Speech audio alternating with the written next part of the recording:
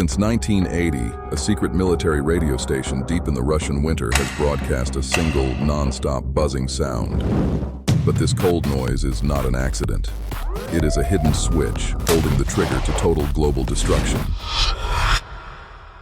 For decades, amateur radio operators across the world have tracked a ghost signal. It has no public record, no radio host, and no music. It just buzzes.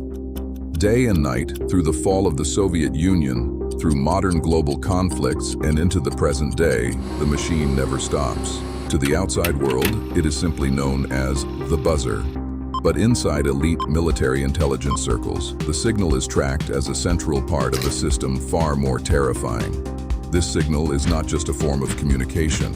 It is a live mechanical heartbeat. If that heartbeat ever stops, the silence itself will act as a command, waking up an automatic network of rockets designed to end the world. To find this phantom station, a listener only needs a standard shortwave radio. Tune the dial to the exact frequency of 4,625 kilohertz, and the sound will pour out of the speaker. The station broadcasts in upper sideband mode, pushing out a powerful signal that bounces off the Earth's atmosphere to reach across continents. Since the earliest recorded tapes were made in 1982, the station has maintained a relentless, punishing rhythm. It blasts a harsh, buzzing tone lasting just over 1 second, pauses for a fraction of a second, and repeats. This loop happens 21 to 34 times every single minute, 24 hours a day. The Western world gave the station the name UVB-76 after listeners misheard one of its rare voice messages, though its actual Russian call sign during the Cold War was UZB-76. For years, the true source of the sound was a total mystery. Tracking teams using direction-finding equipment eventually traced the invisible waves to a highly secure military compound near the town of Povarovo, located just 19 miles northwest of Moscow. It operated there as part of a military communications network known as Network 43. For 15 long years, the station did nothing but buzz. It sat in the background of the Cold War like a ticking clock. Then, on the night of December 24, 1997, the buzzing suddenly stopped. The silence was broken by a cold, human voice cutting through the static.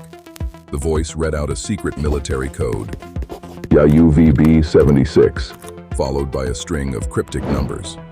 This shocking event proved to the world that the station was not a dead relic. It was alive.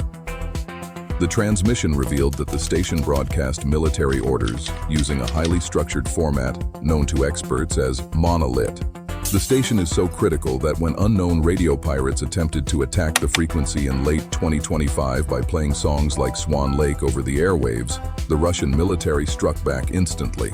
The military operators frantically linked 3 separate transmitters together, one above, one below, and one directly on the center frequency, pumping out massive bursts of digital noise to crush the pirate signal and take back control of the airwaves. The military will not let the signal die, but the true horror of the station lies not in the rare voices nor the pirate battles, but in the physical reality of the buzzing noise itself. For a long time, casual listeners assumed the buzz was just a simple digital recording playing on a computer loop. But deep audio analysis proved a much darker truth.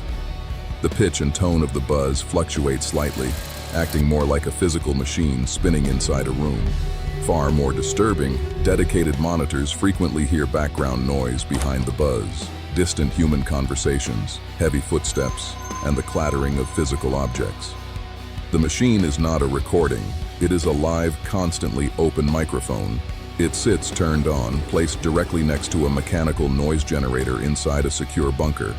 In November 2001, a severe hardware error proved this fact beyond all doubt. The buzzing stopped completely, and a Russian operator was clearly heard speaking into the live microphone. He said, "I am 143, not receiving the generator. There is some work on the hardware." This means human soldiers sit in the room with the terrible noise every single day, guarding the microphone to make sure the signal never dies. When the buzzing does stop on purpose, it is only to transmit orders across the Russian Western military district. These encrypted voice messages use the Monolit cipher format, a rigid system designed to move military units without the enemy knowing why. The messages begin with a call sign, followed by a specific 5-digit group, a code word, and ending with a 4-digit instruction. These codes are sent to naval fleets, air defense units, and troop bases. But why does a modern military still use an ancient shortwave radio system in the age of fiber optics and space networks? The answer is survival. Digital networks can be hacked, computer servers can be bombed, satellites can be shot out of orbit.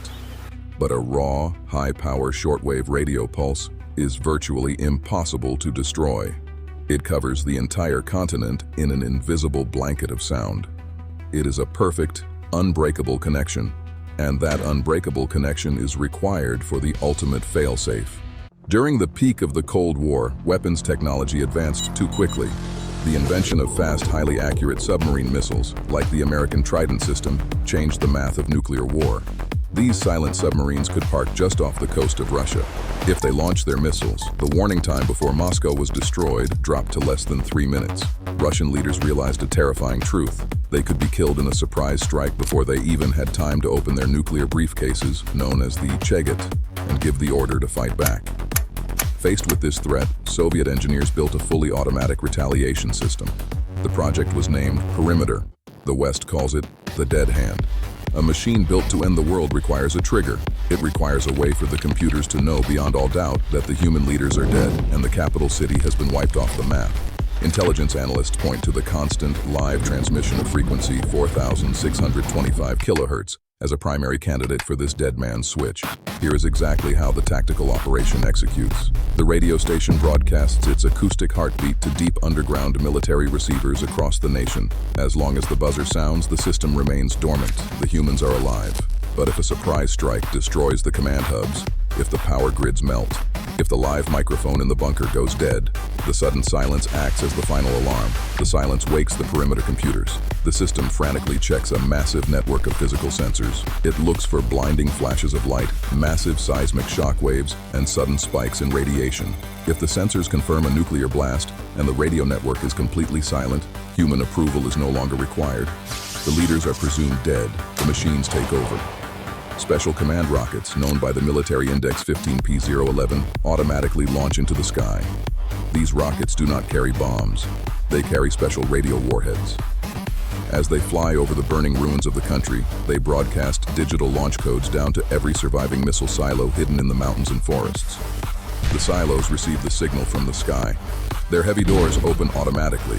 Without a single human pushing a button, a massive retaliatory wave of nuclear fire is unleashed upon the enemy.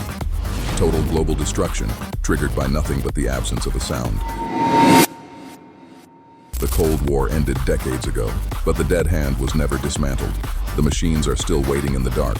The command rockets are still armed, and deep in the frozen Russian swamps, the ghost frequency continues to broadcast its terrible, grating warning across the planet. As long as the machine keeps buzzing, the world is safe, but if the cold noise ever stops, the countdown begins. Pay close attention to the transmission logs shown earlier in the briefing. Did you catch the anomaly hidden in the data? Until next time, keep your eyes open. You're watching the Anomaly Index.